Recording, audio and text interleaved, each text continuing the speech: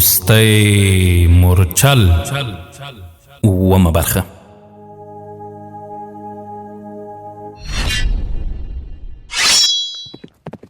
وروستی مورچل د داستان درنو او قدرمن اوریدونکو په دې هیله چې ټول به جوړ او روغ یاست. الله رب العزت مو خوشحال لره. دا د زه محسن احسان یو ځل بیا د وروستی مورچل د داستان د خپرونې کوربتوب کوم په دې هیله چې دا خپرونه تر پایه راسره واورئ.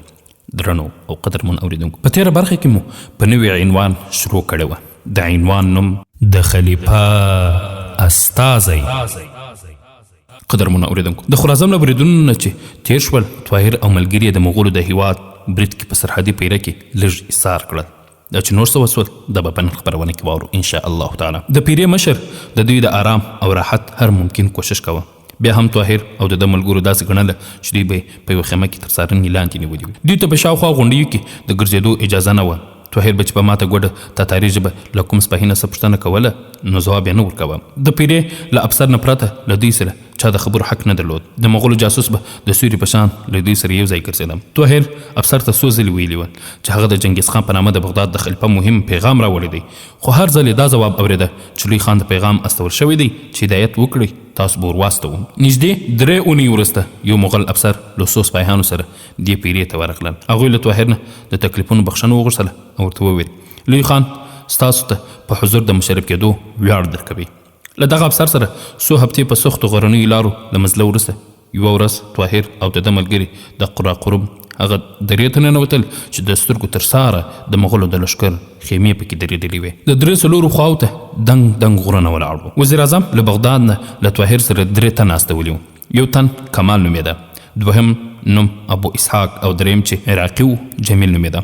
3 واړه د صدر اعظم له هدایت سره سم په لاره او سفر کې د طاهر ښه درناوی او اطاعت کوه. په لاره کې څو ځلې د هغوی تلاشي وشوه، ځکه خو طاهر په دې ډاډه شو چې که په دې کې کوم یو د خلیفه او یا وزیر اعظم ځانګړی پیغام راوړی وي هم د خپل رنشتنتوب لپاره به څه نښه او دلیل وړاندې نه کړی شي او چنګیز خان به ډاډه نه کړی شي. خو کله چې د مغولو هیواد ته داخل شول، طاهر په دې خبره پریشانه شو چې ابو اسحاق په تاتاري ژبه ښه پوهېږي او هغه د چنګیز خان تر هستوګنې پورې رسېدو تاتاري سردار سره ښه بلد شوی و. په مزله کې طاهر څو ځله ابو اسحاق له تاتاري سردار سره له نور کاروان نه وړاندې یا وروسته په راز درانو خبرو اترو او روغبړ ولید. د خیمو ښار ته له رسېدو سره سم چې چنګیز خان د نړۍ د نیولو لپاره په تیاري بوخت و، مغول سردار د یوې لویې خیمې مخ ته ودرېد. له آس نه پلی شو او طاهر ته وویل تاسو په دې خیمه کې استراحت وکړئ، زه به لوی خان خبر کړم. له دې نه وروسته یې څو سپاهیانو ته چې له خیمې نه بهر ولاړ وو او د دوی لاره یې څارله اشاره وکړم. هغوی راوړاندې شول. د طاهر او د هغه د ملګرو د اسونو جلبونه یې ونیول. دوی هم له اسونو نه پلی شول او یو تن په لښونه خیمې ته ننوتل. خیمه په بخملي پرده او ایراني قالونو ښکلې شوې وه. طاهر او ملګرو د مازدیګر لمونځونه ادا کړل. له دعا نه وروسته طاهر له ابو اسحاق نه وپوښتل ته په لار کې له هغه مغول سردار سره څه خبرې کولې؟ ابو اسحاق په یو معناداره مسکا خپل ملګرو ته وکتل. وویل هغه ماته د چنګیز خان او ما هغه ته د خپل خلیفه په باب خبرې کولې. ته په ټوله لار له ما نه دا خبرې ولې پټولې چې ته په تاتاري ژبه پوهېږې؟ که تا له ما نه پوښتلي وای ما به ځواب درکړی و. صدر اعظم ته معلومه ده چې ته په تاتاري ژبه پوهېږې. اسحاق لږ وارخطا شو. وویل صدر اعظم د ما غوندې معمولي خلکو د پېژندنې زحمت کله ګالي؟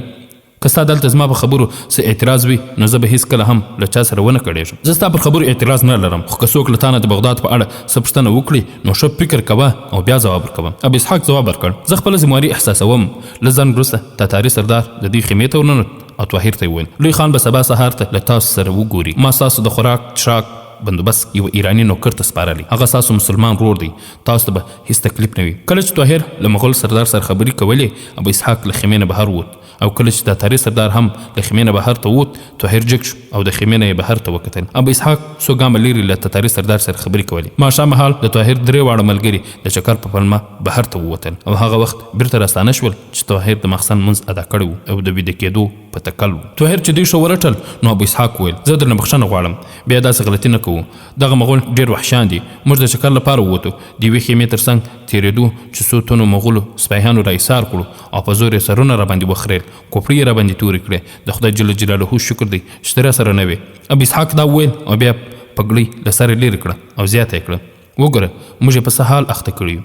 ابو اسحاق او د هغه ملګرو سرونه یې رښتیا خریدي وو او د ویښتانو پر ځای تور غوړي پرې ځلېدل. طاهر وویل دا خلک ډېر احمق دي، زه به چنګیز خان ته د دوی پر دې سلوک احتجاج کوم. ابو اسحاق ویل دلته سر خریل کومه خبره نه ده. یو بسپاهي ویل چې د سر خریل هم د میلمه پالنې په دود کې شامل دي. د خدای جل جلاله شکر دی چې دوی د خپلو خنجرونو د تیغ د تیره توپ او زمیل لپاره زموږ ویښتان غوره کړل، که نه نو د یوې تاتاري لاس دومره شارک ته نږدې له خطره خالي نه وي. د خپرونې درونو قدرمن اورېدونکو، سبا سهار طاهر د چنګیز خان له اساس سره شاهي محل ته ورروان شو. د شاهي محل په دره کې په یو مناسب لوړ ځای څو ښکلي او شاندارې خیمې وې. د غونډۍ په لورې تللې لارې وې او بلې خواته د انساني کوپړیو سلې درېدلې وې او د لارې په اوږدو کې دواړو خواو ته کتار کوپړۍ ایښې وې. د طاهر له بڼ نه مغولي سردار وپوهېده، ورته وویل دا یوازې د لویو سردارانو ککرې دي، دوی یې د خپل حیثیت په مناسبت دلته ایښي دي. د ټیټې طبقې ککرې مو دلته نه دي راوړي. پاس به تاسو د لوی خان د خیمې په مخ کې د هغو واکمنو او پوځي سردارانو د ککرو انبار ووینئ چې زموږ د عظمت په وړاندې له سر ټیټولو نه ډډه کوله. د لوړو کورنیو د ښځو او انجونو کوپړۍ چې د لوی خان او شهزادګانو له خدمت نه سرغړوه، د هغوی د ککرو یو وړوکی مینار د ملکې د خیمې مخې ته دی. په غونډۍ چې وختل، مغول سردار یوې بلې غونډۍ ته اشاره وکړه، وویل هلته وګوره، د لوی خان شانداره ماڼۍ هلته جوړېږي. په وړاندې غرونو کې ډېر عالي ډبره لږ ده. ما اورېدلي دي چې د بخارا، سمرقند او بغداد په ماڼۍ کې ډېرې غوره سپینې او سرې ډبرې ګهرېدلې دي. طاهر ځواب ورکړ هغه ډبرې پر دې سربیره چې ښکلې دي ډېرې کلکې هم دي. ستاسو لوی خان ولې د کوپړیو ماڼۍ نه جوړوي؟ که د انساني کوپړیو نه د خښت کار اخیستل کېدای شوی نو موږ ته دا مشکله نه وه. په شمال ختیځ او شمال لویدیځ کې په ډېرو ښارونو کې د کوپړیو ډېر انبارونه بېکاره پراته دي. د غونډۍ په څوکه په یو پراخ میدان قیمتي غالۍ غوړېدلې وې او د میدان درې لورو ته د خیمو کتارونه وو.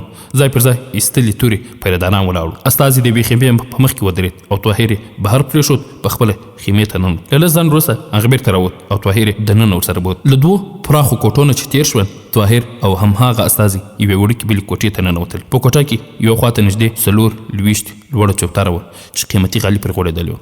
د چوپترې نه لاندې کتار څو ترجنه ایښي وو. په کوټه کې یو سړی چې له چپنې او پګړۍ نه مسلمان ښکار کېدو ولاړ و. هغه راوړاندې شو، طاهر ته د ستړي مشي لپاره لاس وروشت کړ او وویل زه د مغولو د لوی خان په دربار کې خپل یو مسلمان ورور ته ښه راغلاست وایم.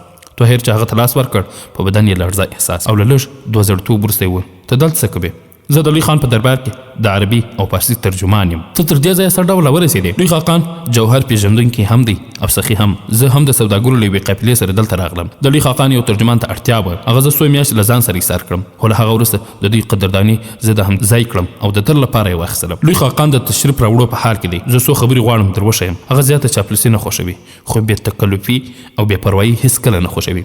که ته ورسره په تاتاري ژبه په خپله خبرې وکړې ډېر پرې خوښېږي، خو که ته په تاتاري نه پوهېږې نو د هغه چینایي ژبه هم زده. له دې 2 ژبو وروسته لوی خاقان فارسي غوره بولي. هغه د فارسي څو جملې زده کړې هم دي، خو له عربي ژبې نه وحشت دی. طاهر ځواب ورکړ ستا د مشورې نه مننه، خو زه په تاتاري ژبه نه پوهېږم، په فارسي پوهېږم، خو زه ویرېږم چې هغه ستا پر ترجماني برسېره په خپله هوښیاري زما د خبرو په مطلب غلط ونه پوهېږي. که تا ته د عربي ژباړه ستونزه لري بېله خبره ده، که نه نو زه د خپل مطلب د پوهولو لپاره عربي غوره او مناسبه ګڼم. که دی په ترکي پوهېږي نو زه په ترکي ژبه هم ښه پوهېږم.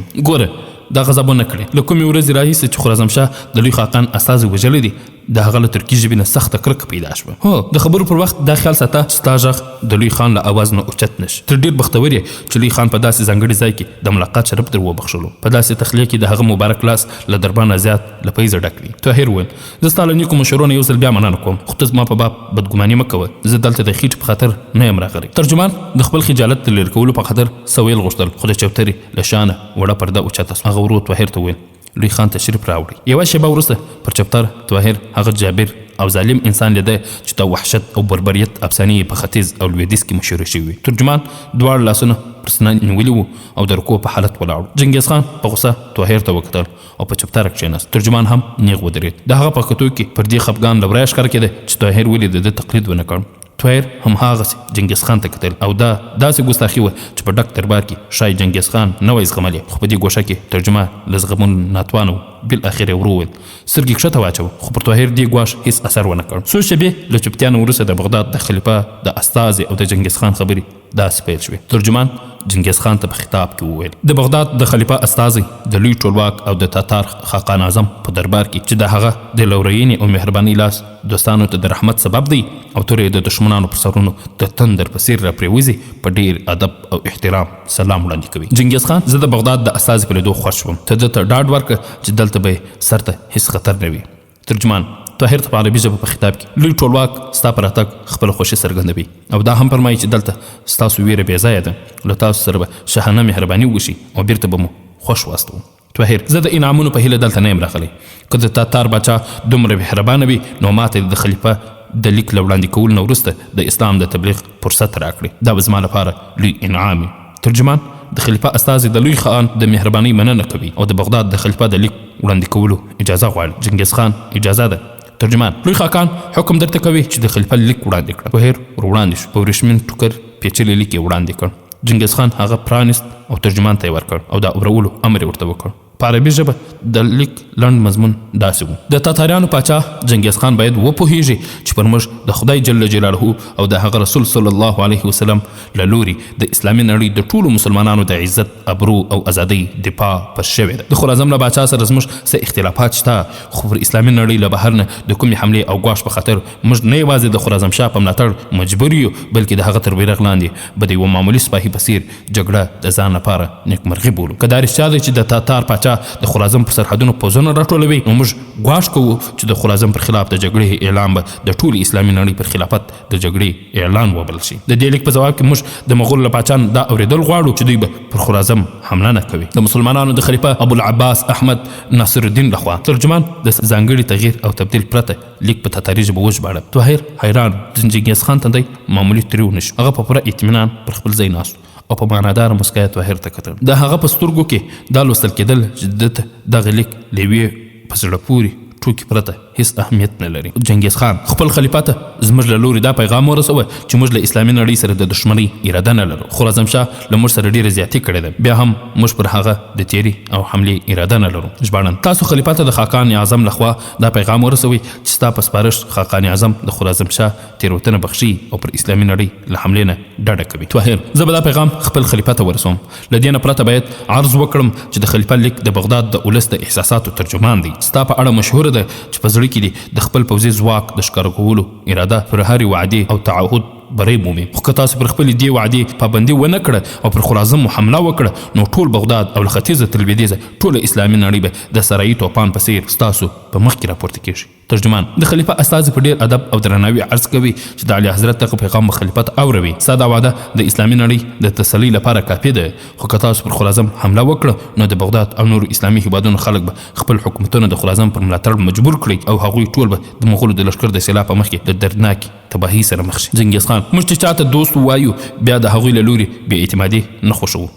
ترجمان طاهر ته وکتل، وویل: لوی خان پر دې بې اعتمادۍ ښکارولو سخت خفه شو، ځکه خو مهرباني وکړه چوپ شه. طاهر: ډېر ښه ده، اوس د لوی خان په مخ کې د تبلیغ اجازه غواړم. ترجمان په دوزړتوب د خپل استازي د تاتار د ولس د مذهبي عقایدو نه زیات اغېزمن دی او هغه د دې اجازه غواړي چې د اسلام په اړه څه ووایي.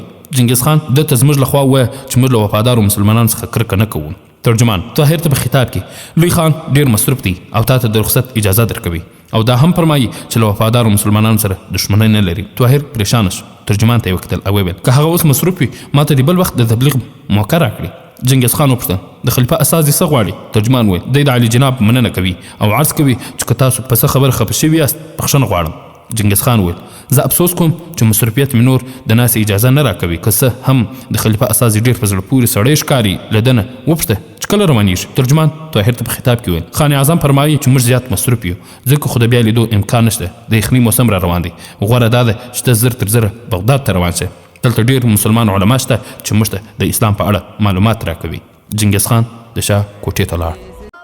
خبرونه درنو او قدرمنو اوریدونکو، له خیمې نه بهر د چنګیز خان څو زامن او څو تنه مغول سرداران په یوه قالینه لمر ته ناست په خپلو کې سره کړېدل. د یوه ځوان په پوښتنه ترجمان له طاهر سره معرفي کړل. هغوی طاهر له ځان سره کښېناوه او د بغداد په باب یې تر پوښتنې پیل کړه. طاهر د ځینو پوښتنو ځوابونه ورکړل او چې کله هغوی د بغداد د پوځ او د کلاګانو د ځواکمنۍ په اړه وپوښتل ده ورته وویل چې د دې پوښتنو له ځوابونو ناتوانه یم. چنګیز خان یوه زوی وویل: تا ته لکه چې بدګماني پیدا شوه، موږ دغه پوښتنې په څه بد نیت نه دي کړې. له بغداد سره زموږ اړیکې دوستانه دي او موږ د خپلو دوستانو په اړه ضروري معلومات خپل فرض ګڼو. دا هم باید درته وایو چې له بهرنۍ نړۍ نه زموږ معلومات لږ نه دي. دا وګورئ. د چنګیز خان زوی له جیبه یو دستمال راویست او د طاهر په مخ کې وغوړاوه. ویل: ښایي تا د بغداد تر دې بشپړه نقشه پخوا هېڅ نه وي لیدلې. پر دستمال نقشه واقعا دومره بشپړه وه چې طاهر په حیرانۍ کې ډوب. یو مغولي سردار طاهر ته په معنادار مسکا وکتل. ویل: اوس ته له موږ سره په بې تکلفي خبرې کولی شې. طاهر لا نقشې ته کتل چې یو خدمتګار راغی، په تتاري ژبه یې څه وویل او دغه خلک ټول جګ شول. د خیمې په لور روان شول. طاهر چې کله دستمال بیرته ورکاوه د چنګیز خان زوی ویل: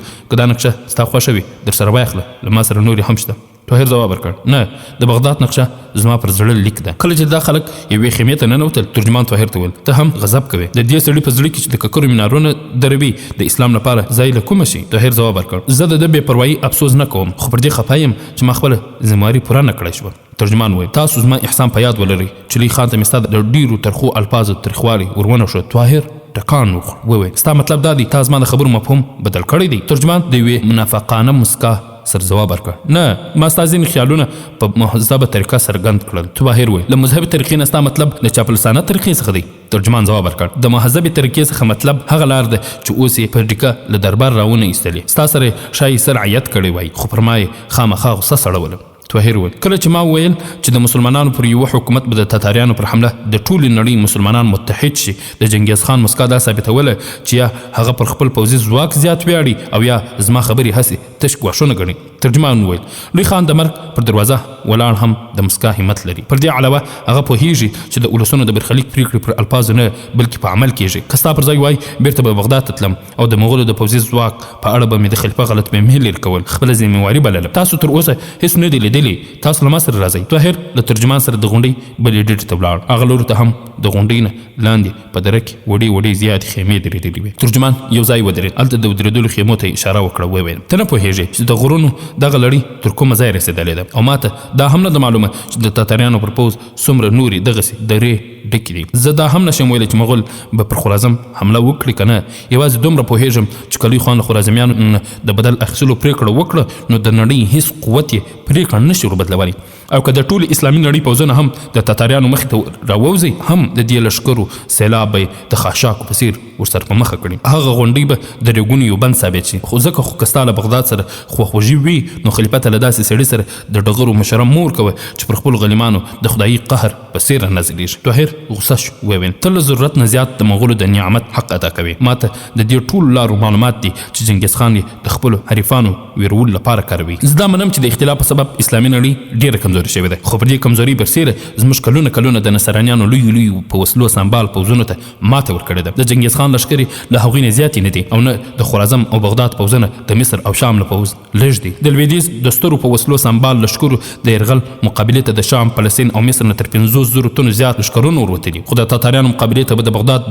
3 لکه او د خراسان 4 لکه تنه لښکر د جګړې ډګر ته راوځي. که تا زه د خلیفه خواخوږی بللی یم او له تاتاریانو نه د ویرې مشوره راکوې نو زه تا ته د چنګیز د وفادار په توګه مشوره در کوم چې د اسلام د دفاعي ځواک په اړه د دغه غلطفهمي لرې کړه. ترجمان ځواب ورکړ چنګیز خان د ځان کم ګڼلو د احساس له خاوندانو څخه نه دی خو د بغداد خلیفه د ځان کم ګڼلو احساس ښکاره کړی دی. له خلیفه سره نه یوازې دا احساس دی چې خراسانشاه به د چنګیز خان د یرغل تاب رانوړي بلکې د هغه دا باور هم دی خلیفه به هیڅ مرسته ونه کړی شي. که د هغه د بغداد او خراسان پر ځواک اعتماد وای نو چنګیز خان ته به ستا په لاس دا پیغام نه راستوه چې پر خراسان حمله ونه کړي. یو ځواکمن انسان هیڅکله هم خپل حریف ته دا نه وایي چې پر ما حمله مه کوه که نه نو نتیجه به یې درته ښه نه وي.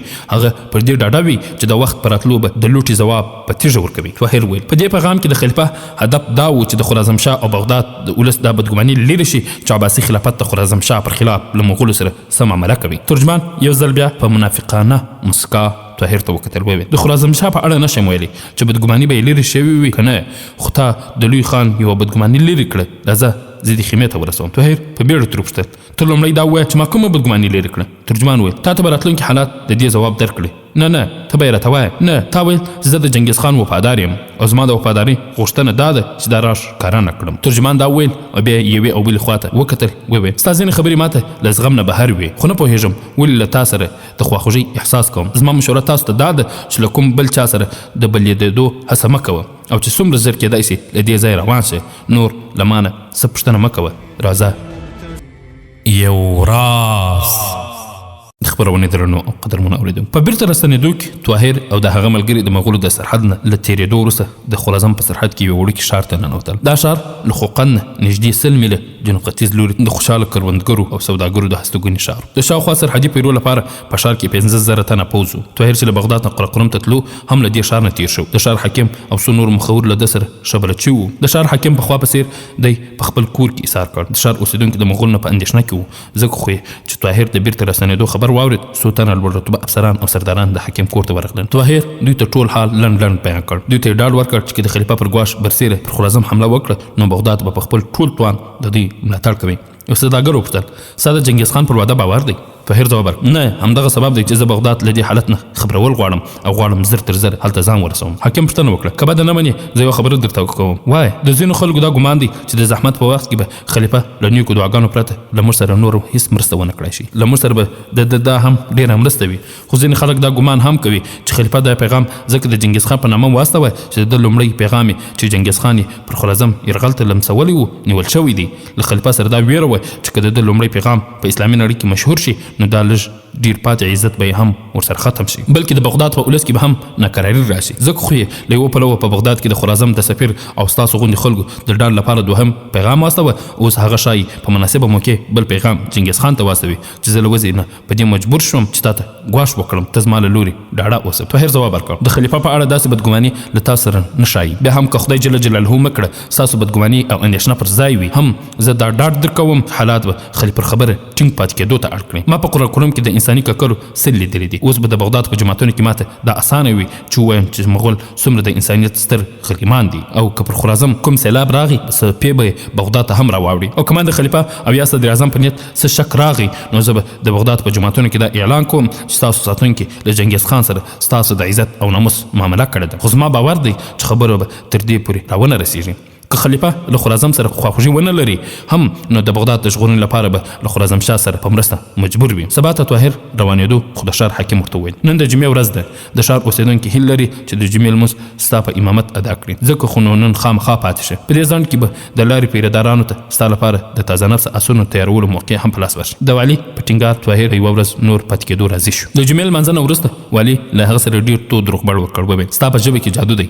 کاش کې د بخارا او سمرقند د جوماتونو خطیبان هم نن دلته وای. خلکو له طاهر سره د مینې په خاطر دی د والي تر کوره بدرګه کړ. همدغه ورځ طاهر د مازدیګر لمانځه نه وروسته له جومات نه د والي د کور په لور روان چې په لاره کې د ښار کوټوال ویل. هغه ورته وویل ته ما د والي په کور کې لټولې، زه ستا لپاره راغلم. طاهر خیرت خو دی کوټوال، کومه خاص خبره نشته، که درته زحمت نه وي له ما سره یو ځل ولاړ شه. طاهر له خپلو خواخوږو او عقیدتمندو نه چې ورسره روان و رخصت واخیست او له کوټوال سره ملګری شو. څو ګامه چې ولاړل پوښتنه یې وکړه ایا داسې کومه خبره ده چې ته دلته ماته نه وایې؟ ما د خلکو د وړاندې تا ته نه شو ویلی. کوټوال له جیبه د ورېښمین ټوکر وړوکی دسمال راویست او طاهر ته یې په لاس کې ورکړ. وویل ته دا پېژنې؟ طاهر وویل نه، په دې کې څه شی دی؟ کوټوال ځواب ورکړ ته یې خلاص کړ په خپله یې وګوره، ښایي داسې څه پکې وي چې ویې پېژنې. طاهر دسمال خلاص کړ، ویې 3 غمې پکې وځلېدل. طاهر په سوالي نظر کوټوال ته وکتل. هغه د طاهر اندېښنه احساس کړه. وویل دا غمې ستا له یوه نوکر سره و. طاهر اندېښمن شو. وویل تا د هغه تلاشي اخیسته ده؟ کوټوال ځواب ورکړ ته بده مه منه، دا زما ذمواري وه. ستا یو نوکر همدا اوس د یوه زرګر په دوکان کې ولاړو او دا یو غمی یې وښودلو چې څومره ارزښت لري. هغه سوداګر پرون او نن ستا د وینا او ملاقات تر اغېز لاندې راغلی. هغه شکمن شوی و چې له داسې معمولي سړي سره دومره ګرانبیه غمی له کومه شول. ما ته راغی خبر یې راکړ چې ښایي هغه دا غمی له تا نغلا کړې وي، ځکه خو زه د ده په لټون پسې ووتم. هغه د یو بل سوداګر په دوکان کې غمی بیه کاوه. د بیې په اړه د ده ناکراري ښودله چې ده دا همدا اوس ترلاسه کړې ده، ځکه هغه ما ونیوه او بندخانې ته مې بوت. هلته مې چې تلاشي واخیستله 2 نور غمی هم ورسره راووتل. طاهر وویل تا ترې وپوښتل چې غمی دې له کومه کړل؟ کوټوال ځواب ورکړ هغه تر اوسه پورې څه ځواب نه راکوه او ستا له خبرولو نه دمخه مې پر هغه څه زور راوستل، مناسب ونه بلل. طاهر په یو ژور سوچ کې ډوب شو. د امنیتي قومندانۍ ته چې نږدې شول طاهر وویل تا د هغه د نوم پوښتنه وکړه؟ کوټوال ځواب ورکړ هغه خپل نوم کمال ښیي. طاهر وویل غوره دا ده چې زه یوازې خبرې ورسره وکړم. کوټوال وویل ته زما کوټې ته لاړ شه، زه به یې همهلته درولم. طاهر په کوټه کې کښېنوه او کوټوال لږ ځنډ وروسته کمال وروست. له طاهر سره یې پرېښود او دی تر بیرون ووت. طاهر کمال ته وکتل. د هغه حالت یوه لوټ شوي سوداګر نه توپیر نه درلود. یوه شېبه یې سترګې وغړولې. طاهر ته یې وکتل. وویل هغه غمی زما خپل و. طاهر ورجګ شو. د غمي دسمال یې د هغه په لاس کې ورکړ. وویل ویرېږم، زه یوازې پر دې پوهېدل غواړم چې دا دې له کومه کړل. ما دا غمی د مغولو په خیمه کې وموندل. نه نو دا بیا ماته راک، د مغولو مال باید بیرته هغو ته ورسوو. نه دا زما دی. نو بیا ووایه چا در کړی دی؟ چا نه دی راکړی، په لار کې مې وموندل. طاهر په یوه لاس د هغه مرۍ کلکه کړه او پر بل لاس یې پر خوله څو څپېړې ورکړه. وویل رښتیا ووایه که نه د سر خیر دې نشته. کمال د خپلې مرۍ د ژغورنې هڅه وکړه. وویل زه بې ګناه یم، ما ته هېڅ معلوم نه دي. طاهر پر مخ یوه بله څپېړه وه. وویل داسې ولې نه وایه چې دا غمی چنګیز خان در کړی دی؟ کمال چغه کړه. وویل د خدای په خاطر ما رحم وکړ، ابو اسحاق به مې ووژني.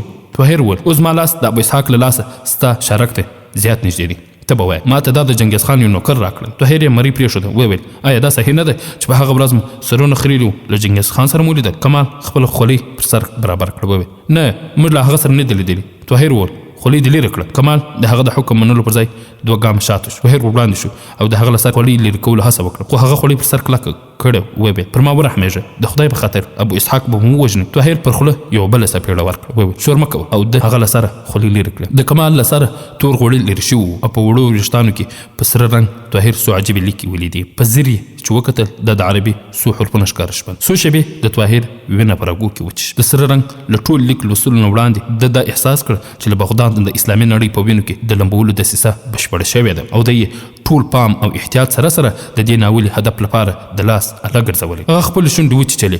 د کمال خولۍ یې د هغه پر سر وکښېښوده، تر مټ یې ونیو او بهر ته یې راویست. کوټوال بهر ولاړو. طاهر ورته وویل زه ستا مننه کوم، اوس که ستا اعتراض نه وي زه دی له ځانه سره بیایم. کوټوال وویل ته د خپل واک یې چې خپل مجرم ته سزا ورکوې او که یې بخښې، خو زه مشوره در کوم چې له داسې ملګرو سره پام کوم. طاهر ځواب ورکړ ته باور وکړه زه د داسې ګناهګارانو په بخښنه عادت نه یم. چې بهر ته راووت د والي د محل سره نږدې طاهر یو خوړ ولید. یوې او بلې خواته یې وکتل. بیا کمال ته وویل سر دی دلته ومیځه. کمال له ځنډ 2 زړې ودرېد، خو طاهر خنجر راوکش او په درانه غږ یې ورته وویل زر کوه که نه زه به د ګران بیه لیک د لوستلو لپاره ستا د سر د پرې کولو هم سرپه ونه کړم. کمال په ویرېدلې لهجه ورته وویل دغه غوړي په اوبو نه پاکېږي، نو سر دې پرې وموشه. لږ ځنډ وروسته طاهر د کمال د سر لیک په دې مفهوم پوهېده او بریالی شو. په اسلامي نړۍ کې ناکراري خوره شوې ده. خراسانشاه ته د تیاري موقع مور کوه. د مسلمانانو د خلیفه او د بغداد د خلکو دعاګانې له تاسو سره دي. استازي به د دې پیغام د زندېدو سبب درته وایي. د خلیفه له لوري چې طاهر څه وایي د هغه نه غلط مطلب وانخلي، هغه یوازې د لارې د ستونزو په خاطر در استول کیږي. د عباسي دولت نعمت خوار او ستاسو خاص خادم وحید الدین د بهرنۍ چارو وزیر.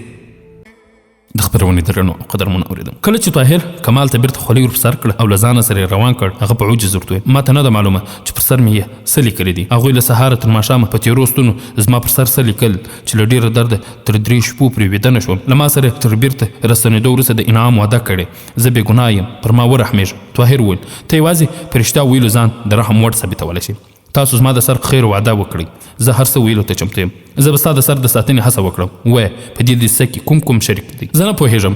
ابو اسحاق زما په سترګو پټۍ کښېښودې او یو کور ته یې بوتلم. هلته یې په یوه سمڅه کې واچولم. له جمیل سره مې په هماغه سمڅه کې ولیدل. زموږ د دواړو سرونه یې راباندې وخریل او څه یې پرې ولیکل، او چې بیرته لږ ویښتان پرې راشنه شول نو ابو اسحاق ویل کله چې درته ضرورت شو زه به تاسو د یو مهم پروګرام لپاره راسره بیایم. سمدستي مو له وزیر اعظم سره په ملازمت ټاکم. بیا موږ د صدر اعظم په طبیله کې د اسونو د پاللو لپاره وګمارل شو. هلته چې ورغلو وپوهېدو چې د طبیلې سرپرست ابو اسحاق دی. هغه موږ ته 500 دیناره راکړل او ورسره یې دا ګواښ هم وکړ چې که دا راز چاته څرګند شو نو ستاسو سرونه به غوڅ شي. طاهر پوښتنه وکړه په دې موده کې مو کله له صدر اعظم سره ملاقات وشو؟ هغه مو ولیدو خو ناڅاپي خبرې اترې مو نه دي ورسره کړي. یوازې په وروستۍ ورځ چې ته ورسره ناست وې ابو اسحاق موږ ورولو، خو چې څه مو ورسره وویل ته ګواه یې. په طبیله کې له مزرۍ نه وړاندې چې تاسو په کومه سمڅه کې وئ هغه د صدر اعظم له کوره څومره لرې وه. موږ یې د شپې له هغه ځایه راویستلو او په سترګو یې پټۍ راتړلې وې، خو دومره ویلی شو چې هغه کور د سیند پر بله غاړه و. ته پخوانی د بهرنۍ چارو وزیر وحید الدین پیژنې؟ زه یې نه پیژنم، خو د جمیل ګمان دا و چې په سمڅه کې چا زموږ پر سرونو لیک کړی هغه د بهرنۍ چارو وزیر د یو مهم منصب خاوند و. په طبیله کې د ګمارل کېدو وروسته دې هغه کله بیا لیدلی؟ نه. ابو اسحاق کله تاسو صدر اعظم ته ورسلی یاست او تاسو پر سر لیکنې ورښکاره کړي دي؟ نه. موږ له همهغې یوې ورځې پرته چې ته هم موجود وې هغه ته نه یو ورغلي. د طاهر د زړه بار لږ راکم شو. لږ تر لږه دا ډاډ وشو چې صدر اعظم په دې دسیسه کې شریک نه دی او دغه دسیسه د صدر اعظم نه پټه د بهرنۍ چارو د وزیر لخوا په کار اچول شوې چې د صدر اعظم د طبیلې سرپرست هم پکې شریک و. د رخصتېدو په وخت کې هغه ته صدر اعظم ویلي وه چې له بهر نه د کوم سړي د استولو پر ځای زه له خپلو نوکرانو نه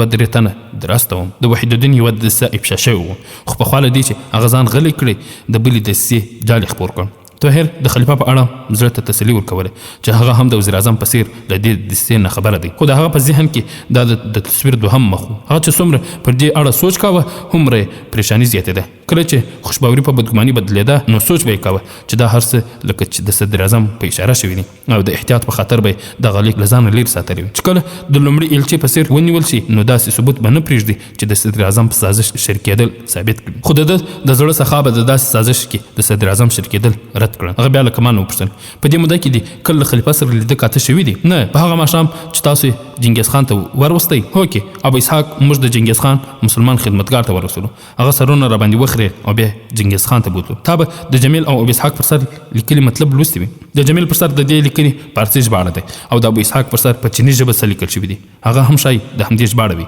طاهر وویل ته ولاړ شه زه له شانه درپسې راځم خو که د ابو اسحاق ته څه خبره وکړه او یا دې د تیښتې هڅه وکړه نو درته ښه به نه وي کمال له څه ویلو پرته چوپه خوله په مخ کې شو طاهر په ژورو سوچونو کې ورو ورو ګامونه اخیستل د ښار د حکیم ماڼۍ ته ورننوت او د خپلې کوټې پر ځای د بلې کوټې له وره سره چې نور ملګري یې پکې وو ودرېد د دروازې یوه پله تړلې او بله خلاصه وه طاهر کمال ته اشاره وکړه او هغه دننه وننوت ابو اسحاق چې ویل په زور یې ورته وویل ته ډېر احمق یې موږ ټول ښار درپسې وکړو ته چېرته ورک وې کمال په وېرېدلې لهجه ځواب ورکړ زه همدلته وم تا طاهر لیدلی طاهر هغه دلته نشته ستا چې چېرته زړه غواړي درومه که په موږ څه مصیبت راغی نو ستا له لاسه به وي طاهر غلی کوټې ته ورننوت ابو اسحاق ژر وویل د وروستي مورچل داستان درنو او قدرمنو اورېدونکو دا چې ابو اسحاق څه وویل او نور څه وسول دا به په راتلونکي خپرونه کې واورو انشاء الله تعالی دا خپرونه ما محسن احسان چمتو او تاسو ته وړاندې کړه تر بیا ستاسو په درنه حضور کې راحاضرېږو تاسو ټول په الله جل جلاله سپارو السلام علیکم ورحمة الله وبرکاته